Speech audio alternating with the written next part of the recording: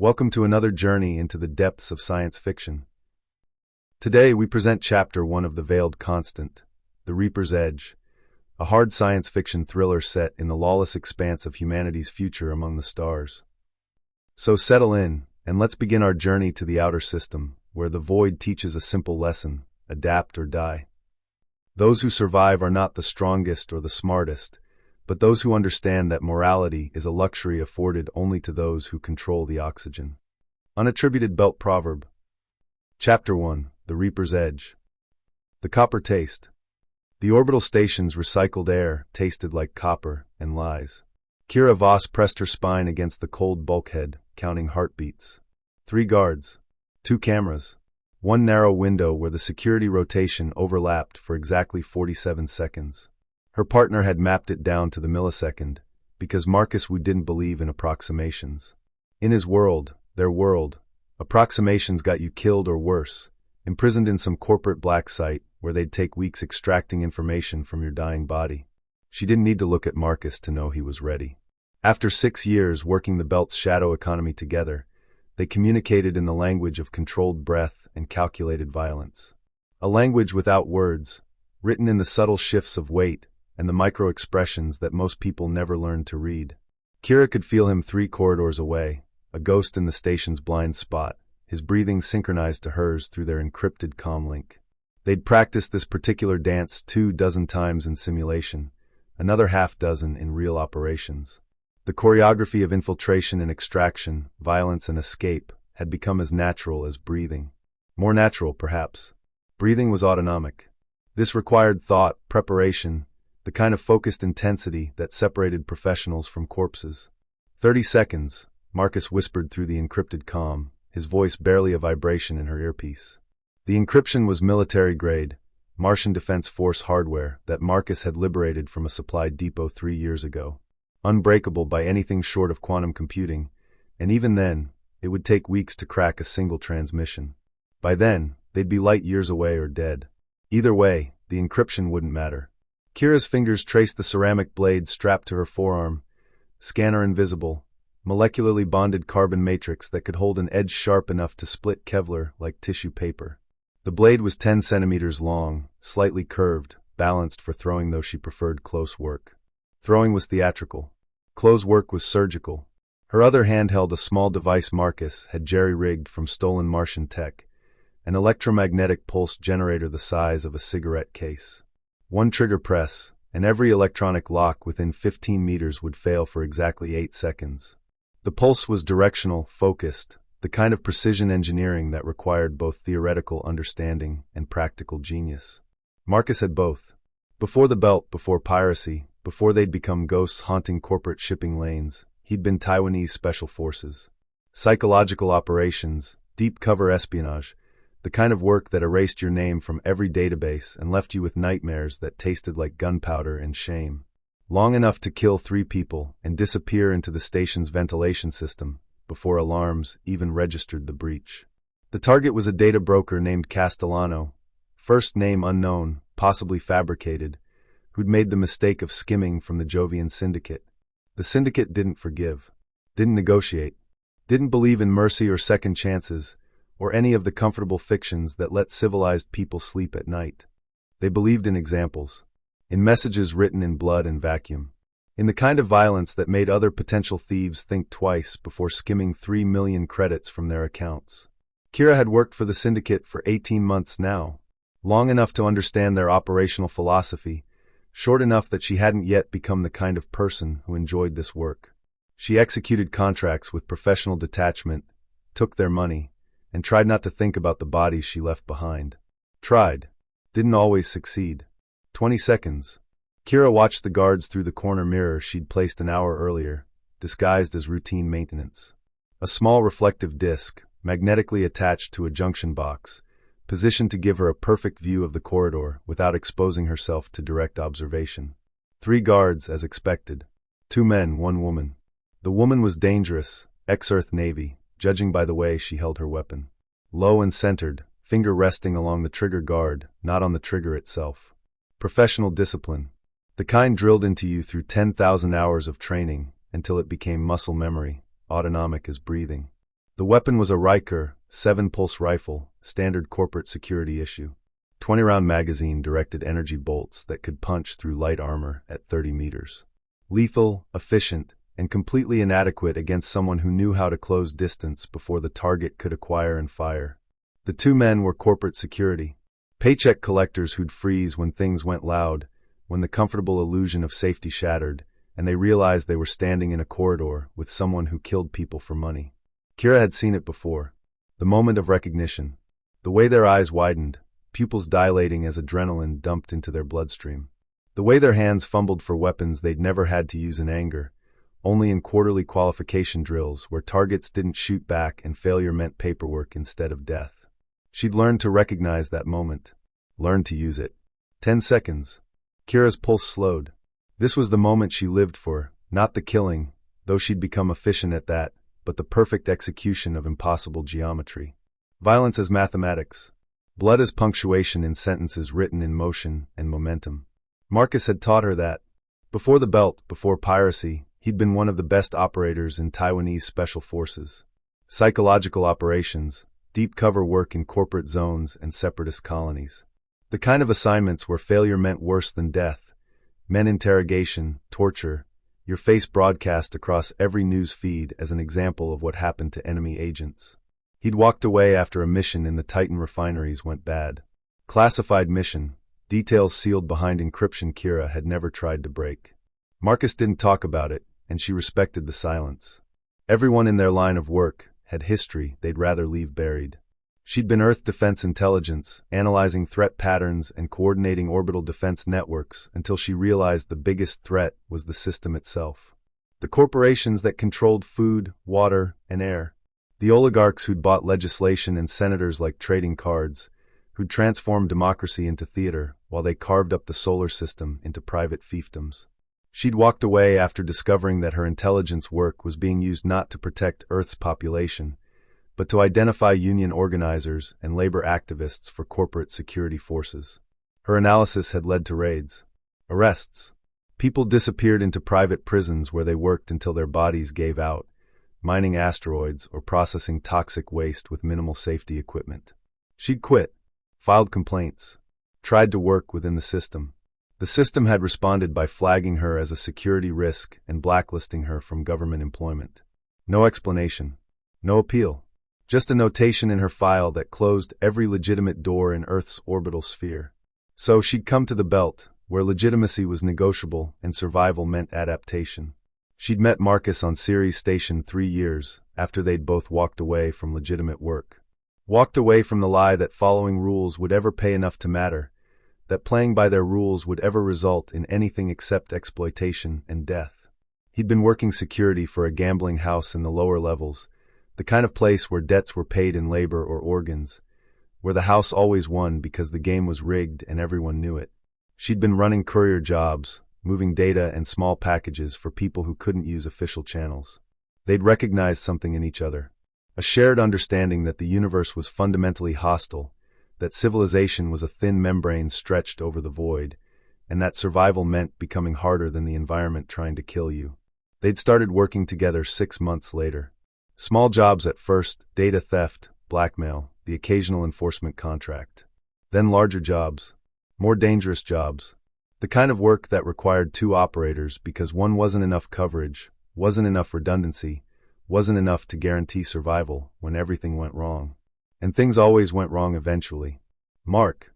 Kira pressed the trigger. The EMP pulsed outward, invisible and devastating. Electromagnetic radiation cascading through circuitry, inducing currents that fried delicate electronics. Every electronic lock in the corridor clicked open simultaneously, magnetic seals disengaging as their control systems crashed. Emergency lighting flickered, died, then switched to battery backup, giving the hallway a hellish red glow that reduced visibility and depth perception. Exactly as planned. The guards reacted exactly as predicted, their responses falling within the behavioral parameters Marcus had modeled. The two men reached for their comms, confused, following procedure even as procedure failed them. Corporate security training emphasized communication and coordination. Call for backup. Establish perimeter. Wait for reinforcements. All useless when communications were down and backup was 30 seconds away, and the threat was already inside the perimeter. The woman dropped into a combat stance, weapon coming up, eyes scanning for threats. Her training was better. Navy training emphasized immediate response to contact. Acquire target. Fire. Neutralize threat. Don't wait for backup because in ship-to-ship combat backup might be dead or dying or spacing their atmosphere through a hull breach. She was fast. Weapon tracking smooth, professional, covering the most likely threat axis. Kira was faster. She burst from cover as Marcus appeared from the opposite corridor, a two-pronged attack that split the guard's attention for a fatal half-second. The woman pivoted toward Marcus, the larger threat, the obvious one, the target that drew the eye because humans were wired to track large movements and Marcus was charging like a freight train. A feint. Misdirection. The magician's most basic trick. Kira closed the distance in 3 silent strides, her augmented leg muscles burning with lactic acid as she pushed them beyond normal human limits. She'd had the augmentation done 2 years ago, military-grade fast-twitch enhancement that cost 6 months' earnings and hurt like dying. Worth every credit and every moment of agony. Her blade found the gap between the woman's helmet and armor collar. Precise. Clinical. The edge parted skin and muscle and carotid artery with a sensation like cutting silk. Blood sprayed in arterial pulses, hot and copper-smelling, painting the wall in abstract patterns. The guard dropped without a sound, drowning in her own blood before her brain could register the severance of her carotid artery. Neural impulses took time to travel. Consciousness took time to fade. But training and muscle memory died instantly when the blood pressure in your brain dropped below critical threshold. 3 seconds from incision to death. Efficient. Professional. The kind of kill that made Kira's stomach turn even as her hands remained steady. She'd thrown up after her first close kill. Second and third too. By the 10th, she'd learned to compartmentalize. By the 20th, she'd stopped counting. Marcus moved like water through smoke, like violence given form and purpose. The first man managed to raise his weapon, fingers fumbling for the trigger, hindbrain screaming danger even as his conscious mind struggled to process what was happening. Too slow. Always too slow. Marcus trapped the weapon against the guard's own chest with his left hand, twisted with his right, and used the man's momentum to slam him face first into the bulkhead. Bone crunched, facial structure collapsing, nose breaking, teeth shattering against reinforced steel. The guard crumpled, unconscious or dead. It didn't matter which. The second man got his weapon up, got his finger on the trigger, got a half-second to feel the satisfaction of acquiring target before Marcus's knee broke his elbow backward with a wet snap of cartilage and bone. The gun clattered to the deck, forgotten. The guard opened his mouth to scream. Kira's blade opened his throat before sound could emerge. Trachea severed, vocal cords cut, arterial blood spraying across the corridor in a crimson mist that painted everything red. 7 seconds. 3 bodies. 0 alarms. Clean, Marcus said, already moving toward Castellano's quarters, his voice perfectly level despite the violence. Despite the blood. Despite the bodies cooling behind them. Kira retrieved her mirror from the junction box, pocketed the EMP generator, and followed. This was the part most people didn't understand about their work. The killing was easy, just biomechanics and anatomy, angles and edges, speed and precision. It was the preparation that was hard. The planning. The timing. The cold mathematical certainty that required suppressing every human instinct toward mercy or hesitation. The guards hadn't been evil. Probably had families. Kids. Dreams and debts and lives that mattered to someone. But they'd stood between Kira and her objective, and in her world, that was enough. That had to be enough, or she couldn't do this work. Couldn't survive in the margins where the solar system's real business happened. Marcus bypassed Castellano's door lock with a physical shunt. No electronics, no trace, just a mechanical exploit in the emergency override system. The door slid open on silent hydraulics, revealing a luxurious office that spoke of wealth accumulated through information brokerage.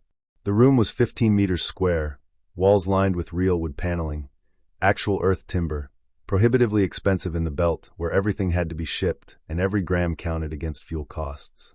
The desk was mahogany, the chair leather, the carpet woven from natural fibers that probably cost more than the bad precedent's entire hull. Castellano sat at his desk, a fat man in expensive clothes tailored to disguise his bulk, reviewing financial reports on a hollow display. He looked up as they entered, and his face cycled through confusion, recognition, and finally resignation. Not surprised. Showing no fear. Just resignation.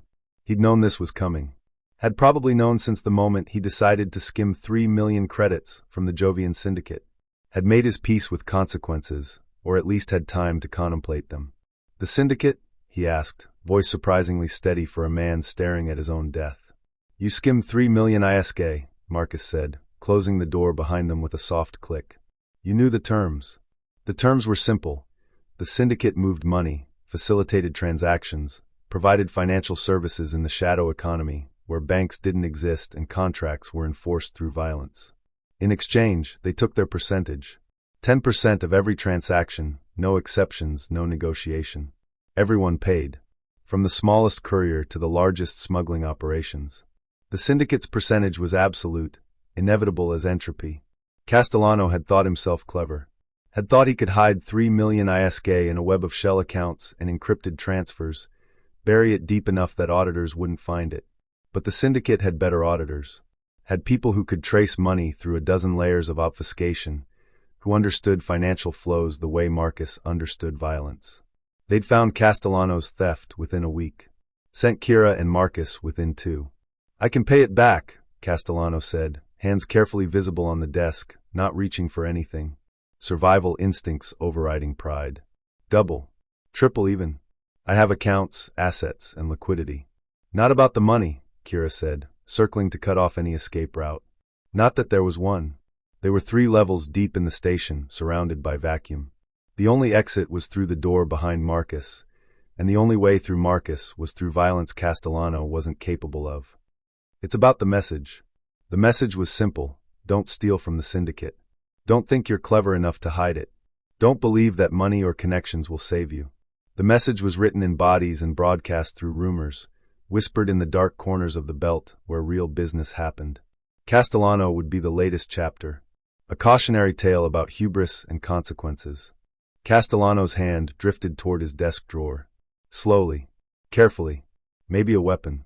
Maybe a panic button. Maybe just the futile instinct to do something, anything, to change the trajectory of the next 5 minutes. Kira's blade was at his throat before his fingers touched the handle. "Don't," she said softly. He froze. Blood pressure spiking, pupils dilating, autonomic responses screaming danger even though his body wasn't moving. The blade was cold against his skin, a line of pressure that promised pain and death. Marcus pulled out a recording device, old tech, analog, untraceable. A physical tape recorder that couldn't be hacked or remotely accessed. The kind of technology corporations had abandoned decades ago because it wasn't efficient, wasn't connected, wasn't controllable. Which made it perfect for people who didn't want to be controlled. "You're going to confess," Marcus said, setting the recorder on Castellano's desk. "Every credit you skimmed. Every account you hid the credits in. Every person you bribed to cover your tracks. All of it. And if I don't?" Kira pressed the blade until a thin line of blood traced down Castellano's neck. Not deep. Not dangerous. Just a preview. A promise. Then we get creative. And Marcus is very, very creative. That was true. Marcus had training in enhanced interrogation techniques, though he hated that euphemism. Torture was the honest word.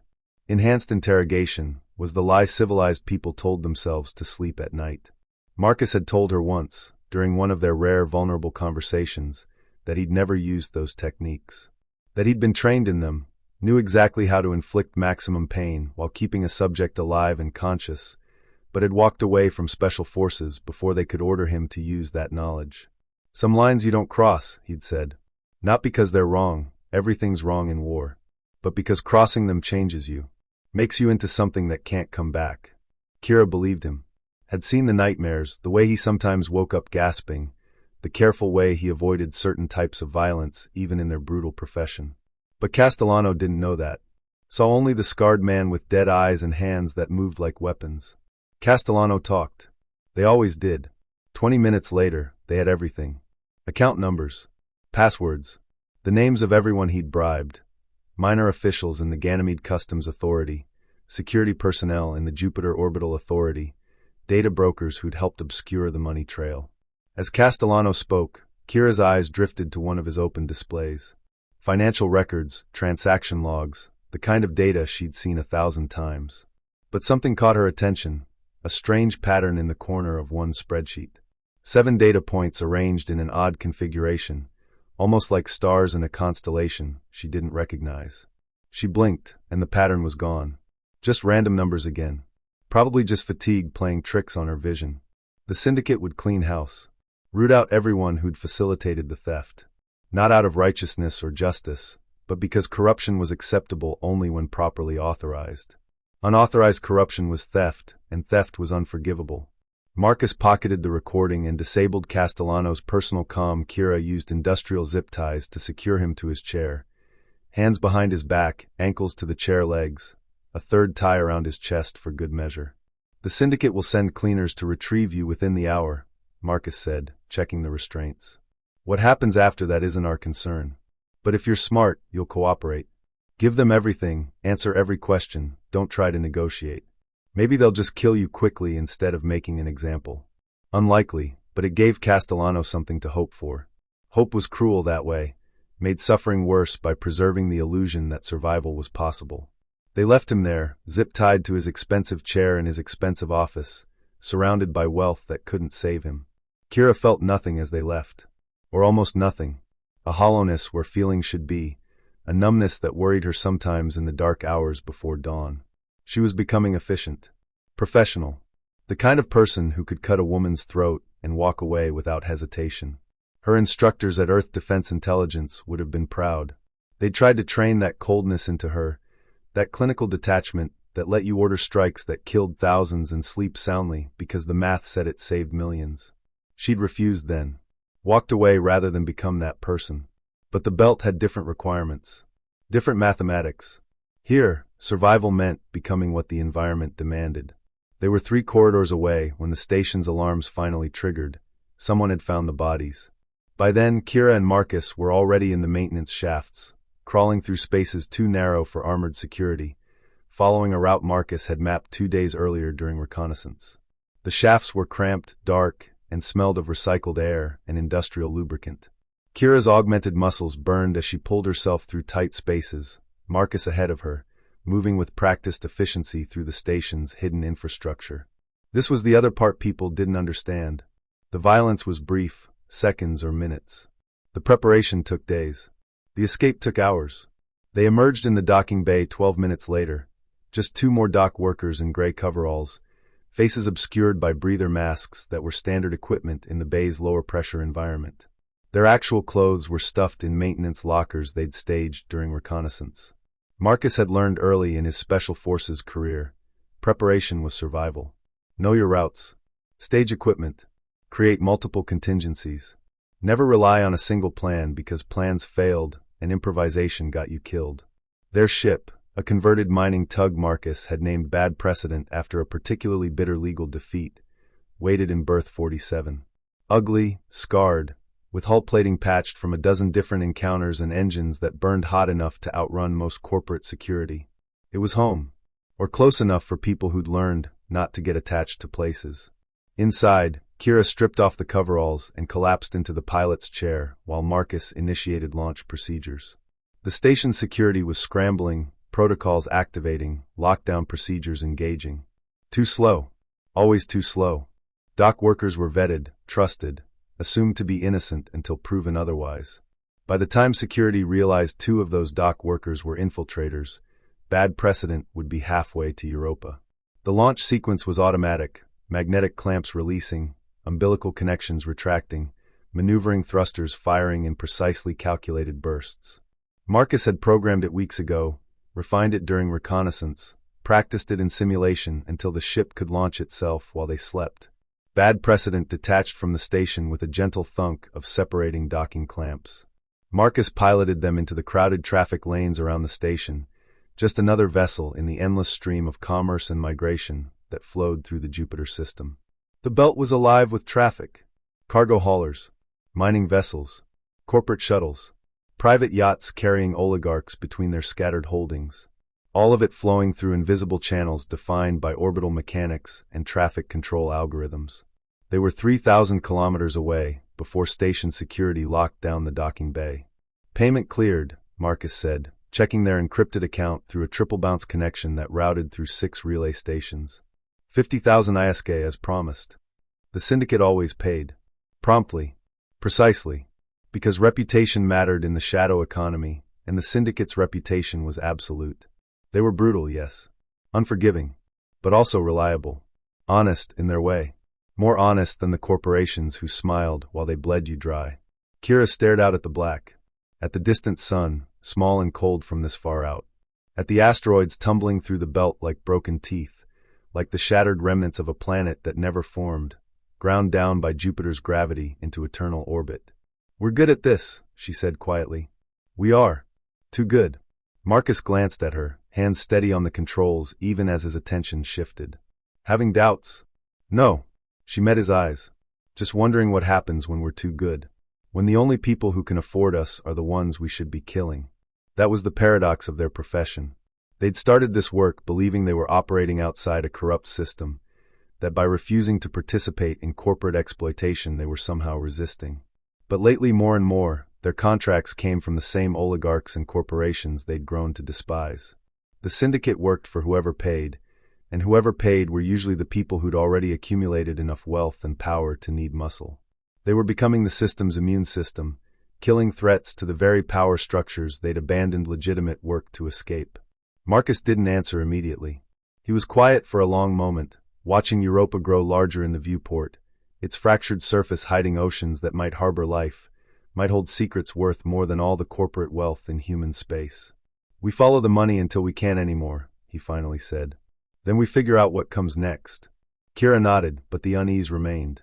Somewhere in the back of her mind, a small voice whispered that what comes next was already hunting them, that the rules were changing in ways they couldn't yet see, that the real job, the one that would define everything, was already in motion.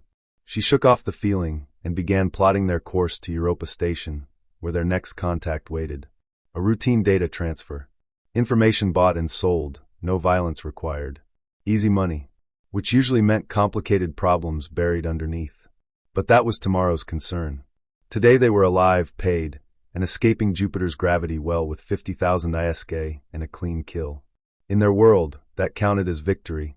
Behind them, Castellano's confession played on loop, and 3 bodies cooled in the recycled air of an orbital station where copper and lies tasted the same. End of Part 1. Part 2. Europa's Shadow. The flight to Europa took 6 hours. 6 hours of silence broken only by the ship's ambient sounds, the hum of life support, the occasional ping of debris detected and avoided by automated systems, the soft rush of recycled air through ventilation ducts. Kira spent the time cleaning her equipment. The ceramic blade went into an ultrasonic bath that vibrated blood and cellular material from its surface. The EMP generator got disassembled, its capacitors checked and recharged, its components inspected for stress fractures. Maintenance was meditation. The careful attention to tools that kept you alive. The respect for equipment that worked when everything else failed. Marcus piloted in silence, occasionally adjusting their trajectory to avoid track debris or optimal sensor coverage zones. The Jupiter system was crowded, millions of objects tracked by traffic control, billions more too small to track but large enough to kill if they hit at orbital velocities. Navigation required constant adjustment, constant awareness. One moment's inattention could result in a collision that turned flesh and metal into expanding clouds of debris. "Thinking about the job?" Marcus asked eventually. Kira looked up from her equipment maintenance. "The Castellano contract?" "The next one. The convoy raid." She'd almost forgotten. Their broker on Ceres had forwarded preliminary information 2 days ago. A Martian corporate convoy moving through the belt, minimal security, high-value cargo. The kind of job that paid well, but required precision timing and perfect intelligence. The kind of job where mistakes resulted in very public deaths and manhunts that span the solar system. "What about it?" Kira asked. The broker's offering unusual terms. 50% up front. Usually it's 25. So, they're either desperate or the job's more dangerous than advertised. Probably both. Marcus pulled up the preliminary data. The cargo manifest is interesting. Medical equipment. Life support processors. Water reclamation systems. Equipment colonies need. Equipment colonies can't afford through legitimate channels. Marcus highlighted specific items. This gear could support a settlement of 5,000 for years, and the corporations are shipping it to Mars where wealthy clients will pay triple markup. Kira studied the data. You think the broker represents colonists? Someone trying to hijack corporate cargo for legitimate need? Or someone using our moral ambiguity against us? Marcus closed the display. Either way, 50% up front means they expect casualties. Means they're willing to pay half even if we die attempting the job. We've taken dangerous jobs before. Never with this much generosity. Marcus met her eyes. I'm not saying we shouldn't take it. I'm saying we should be careful. Question assumptions. Verify intelligence independently. Kira nodded. Marcus was right. In their profession, paranoia was survival. Trust was what got you killed. They'd learned that lesson repeatedly. Learned it watching other operators trust the wrong people, believe the wrong intelligence, accept contracts that turned out to be traps or suicide missions. The shadow economy was full of ghosts. People who'd been good at this work right up until they weren't. Europa grew larger in the viewport. From this distance, its features became distinct. The chaotic terrain where tectonic plates collided, the smooth younger ice flows, the reddish-brown streaks called lineae, where subsurface material had erupted and frozen. Beautiful. Deadly. Like everything in space. Contact, Marcus said suddenly. Europa Station Traffic Control. Requesting approach vector and berth assignment. Kira activated their transponder with false registry data, not illegal exactly, but certainly not accurate. Bad Precedent was registered under 3 different names in 3 different jurisdictions, with ownership structures so complex that tracing them back to actual humans would require months of forensic accounting. Marcus had set it up that way deliberately. Layers of obscurity. Plausible deniability. The ability to walk away from any identity if it became compromised. Berth 47, Traffic Control responded. Docking fee is 200 ISK. Payment on arrival. Acknowledged. Europa Station hung in orbit like a steel flower, its modules radiating from a central hub in a configuration that had grown organically over decades.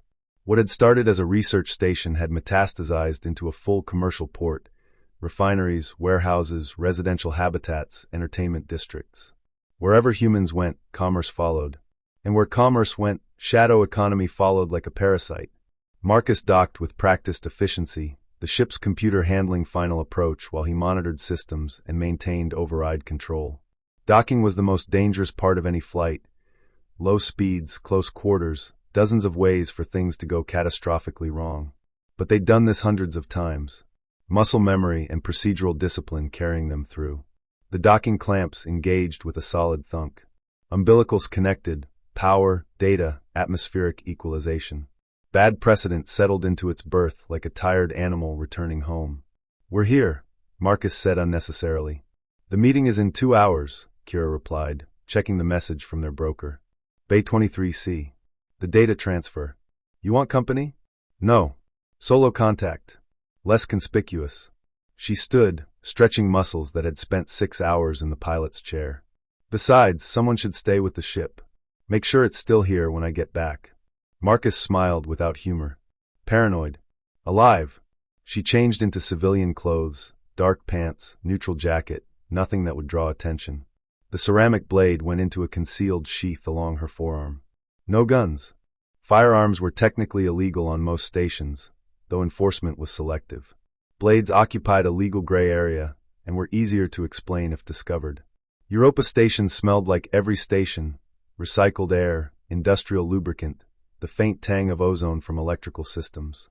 The corridors were crowded, people flowing between shifts, going about the mundane business of survival in hostile environment.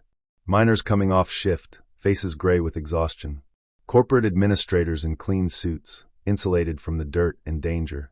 Technicians maintaining the systems that kept everyone alive. Service workers, cooks, cleaners, entertainers, supporting the population that supported the infrastructure that extracted wealth from Europa's ice and Jupiter's moons. Kira moved through it like a ghost, just another anonymous face in the crowd. Bay 23C was in the industrial section, less monitored, less trafficked, the kind of place where quiet transactions happened away from official scrutiny.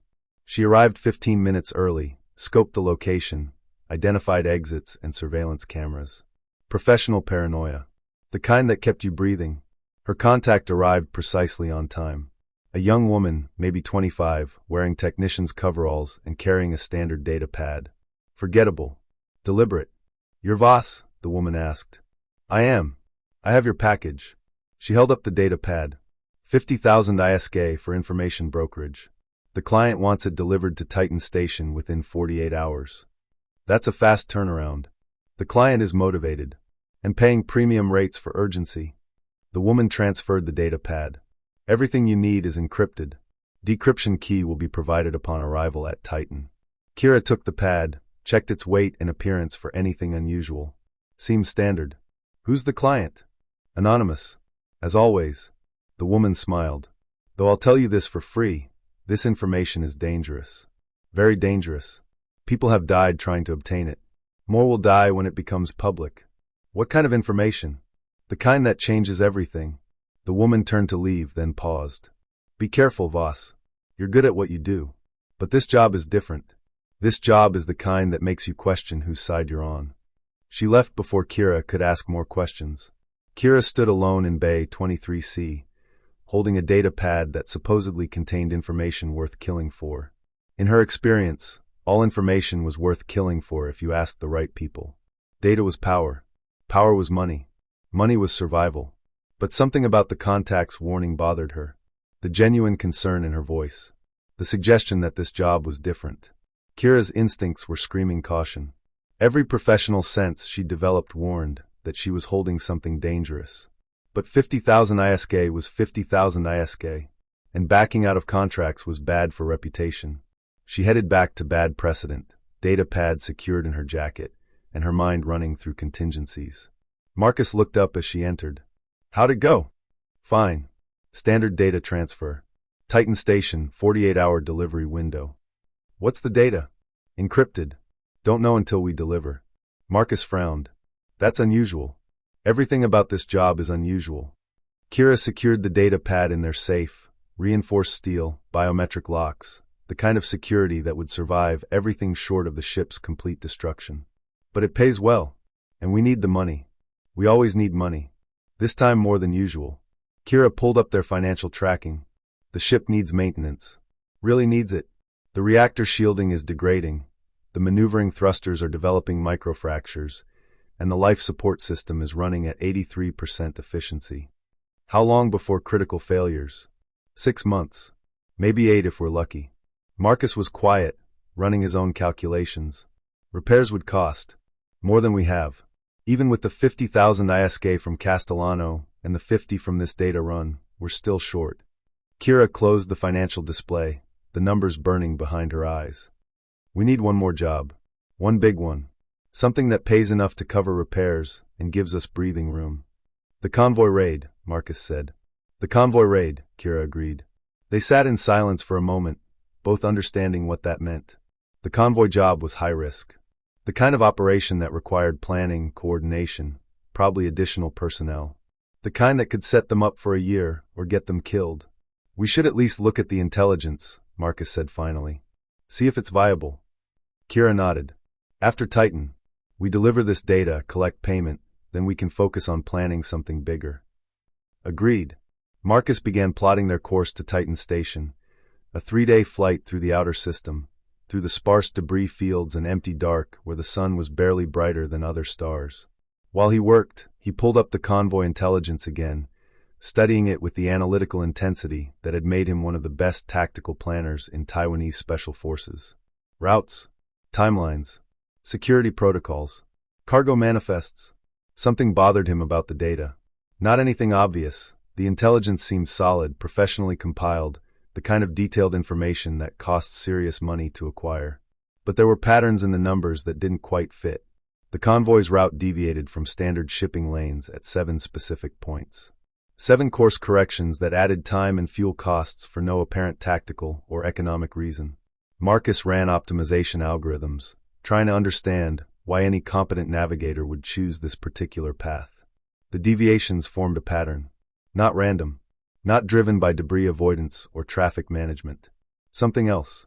He mapped the 7 deviation points on a star chart, overlaying them with standard navigational data. The points formed something. An arrangement that tugged at his memory, though he couldn't place it. like a constellation he'd seen once but couldn't name.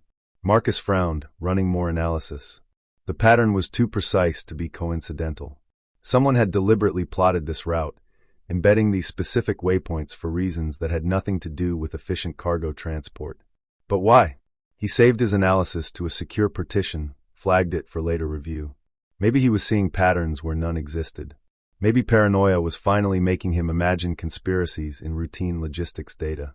But in his experience, paranoia kept you alive.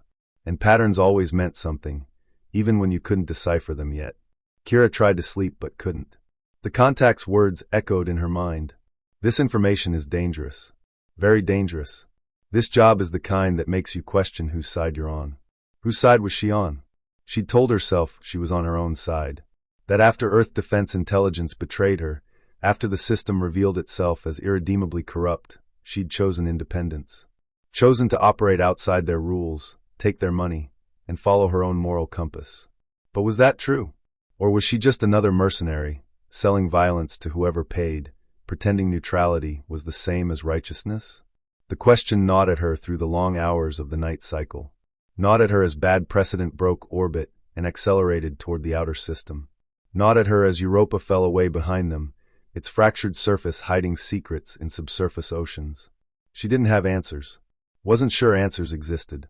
All she had was the next job, the next payment, the next day of survival in a universe that didn't care whether she lived or died, that would grind her down eventually no matter how skilled or careful she was. End of Part 2. Part 3, the Titan Run. 3 days in transit was 3 days of routine. Marcus handled navigation while Kira maintained equipment, both of them falling into the comfortable rhythms of spaceflight. Meals at regular intervals. Exercise in the cramped compartment they'd converted into a gym. Sleep during designated rest periods. They passed the time reviewing intelligence on the convoy raid, analyzing routes and timelines, identifying vulnerabilities and risks. The target was a Martian corporate convoy, 3 transport vessels escorted by a single security frigate. The route took them through a sparse section of the belt, away from major shipping lanes and patrol zones. The cargo manifest was legitimate: medical equipment, life support processors, water reclamation systems, but the pricing structure was predatory. Equipment that cost 10,000 ISK to manufacture was being sold for 40,000 to the colonies that desperately needed it. Classic corporate strategy, Marcus said, highlighting specific items. Create artificial scarcity. Price essential goods beyond reach of independent colonies. Force them into debt contracts that amount to indentured servitude. And we'd be stealing it to sell to who exactly? The broker represents a coalition of independent colonies. They're pooling resources to buy equipment at fair market prices instead of corporate markup. Marcus pulled up communications from the broker. They're offering us 200,000 ISK for successful interception and delivery. Kira whistled softly. That's significant money. It's desperate money. These colonies are dying. Their life support systems are failing. Their water reclamation can't keep up with population growth, and the corporations won't sell to them except at prices designed to bankrupt. So, we'd actually be helping people. We'd be stealing corporate property and selling it to buyers the corporations have blacklisted. Marcus met her eyes. Don't romanticize it. This is still piracy. Still illegal.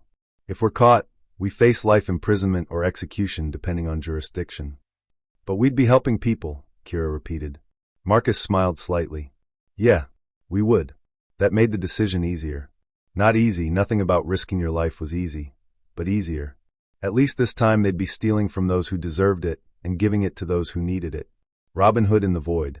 Though Robin Hood hadn't worked for money and hadn't killed as efficiently. Titan Station appeared on sensors 12 hours before arrival. A massive orbital platform in Saturn's orbit, one of the largest commercial stations in the outer system. Thousands of inhabitants. Hundreds of corporations. Enough activity that 2 more ships arriving would barely register. They docked without incident, paid the exorbitant docking fees, and Kira prepared for the data delivery. The meeting point was in a corporate district, cleaner than Europa Station, better maintained, with actual plants growing in hydroponic displays. Wealth made visible. Power displayed through aesthetics. Her contact was waiting in a cafe, a middle-aged man in expensive clothes, drinking real coffee that probably cost more than bad precedent's weekly fuel budget. Ms. Voss, he said, gesturing to the chair across from him. Thank you for the prompt delivery. You paid for speed. Kira set the data pad on the table. Decryption key? The man pulled out his own pad, entered a code, and slid it across. Everything you need, along with the second half of your payment.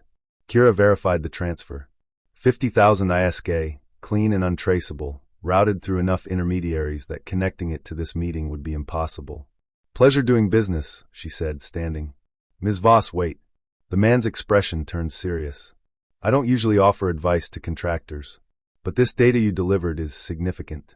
It concerns artificial intelligence development in the outer system, specifically research into consciousness transfer. Kira sat back down. Consciousness transfer? The oligarchs are dying. Not quickly, but inevitably. Age catches everyone eventually. He leaned forward. So, they're investing billions into research that would let them transfer their consciousness into artificial bodies. Digital immortality. Eternal rule. That's science fiction. It was science fiction. Now it's nearly science fact. He pulled up a hollow display, showing research facilities scattered across the outer system. They've been conducting experiments for the past decade. Test subjects, prisoners, mostly people who won't be missed, transferred into prototype artificial bodies. Did it work? Sometimes. The success rate is improving, and the oligarchs are running out of time. He closed the display. The data you delivered contains evidence of these experiments. Evidence of illegal human testing. Evidence of plans to monopolize the technology once it's perfected. Kira's blood ran cold. Why tell me this? Because this information will go public soon. And when it does, the people named in those files will do anything to suppress it. They'll hunt everyone involved in its acquisition and distribution. He met her eyes. You're now part of that chain. You're at risk. Then why hire me for the delivery? Because someone had to. Because this information needs to reach people who can act on it. He stood. I'm telling you this as a courtesy. Disappear for a while. Change your registry. Avoid the usual places. The storm is coming, Ms. Voss. Make sure you're not standing in it when it breaks. He left before she could respond. Kira sat alone in the cafe, surrounded by wealth and power, holding knowledge that could get her killed. Consciousness transfer. Digital immortality. Oligarchs who would never die, never relinquish power, never allow the system to change. And she just helped expose their plans. She returned to bad precedent in a daze, mind spinning through implications. Marcus took one look at her face and knew something was wrong. What happened? She told him everything. Marcus listened without interruption, his expression darkening as she spoke. When she finished, he was quiet for a long moment. We need to leave, he said finally. Now, before they trace the delivery back to us. Agreed. They undocked within the hour, leaving Titan Station behind, accelerating into the dark between worlds. The convoy job, Marcus said as they reached safe distance. We should take it. Why? Because if what your contact said is true, the system is about to get much worse. Immortal oligarchs with unlimited resources and no accountability. He pulled up the convoy intelligence. These colonies need equipment to survive. They need people willing to fight the corporations. And we need money to disappear when this blows up. Kira studied the data. Studied the route, the timing, the risks. We'll need help, she said. This is too big for two people. I know someone. A pilot. Former corporate hotshot that went independent. She's good and she's desperate. Desperate enough to commit piracy? Desperate enough to consider it. Marcus pulled up a contact file. Her name is Amara Dumas. She runs a merchant vessel called Morningstar. Lost her business 6 months ago to corporate predation. She's been taking whatever work she can find, but she's running out of options. You think she'll help us? I think she's about to make the same choice we made years ago. The choice between starving legitimately or surviving illegally. Marcus began composing a message. Might as well be there when she crosses that line. Make sure she does it right. Kira nodded. Send the message. Set up a meeting. If she's interested, we brief her on the convoy job. And if she's not, then we find someone else. Or we do it with just the two of us and accept higher risk. Marcus sent the message, encrypted and routed through intermediaries, a simple query about contract work and mutual interests. They'd know within 24 hours whether Amara Dumas was ready to become a pirate. In the meantime, they had planning to do. A convoy to track, a heist to orchestrate. And somewhere in the back of Kira's mind, a warning echoed, the storm is coming. Make sure you're not standing in it when it breaks. But storms were inevitable in their profession. You couldn't avoid them.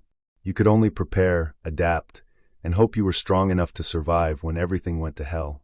She pulled up the convoy intelligence and began memorizing details. Routes, schedules, security protocols.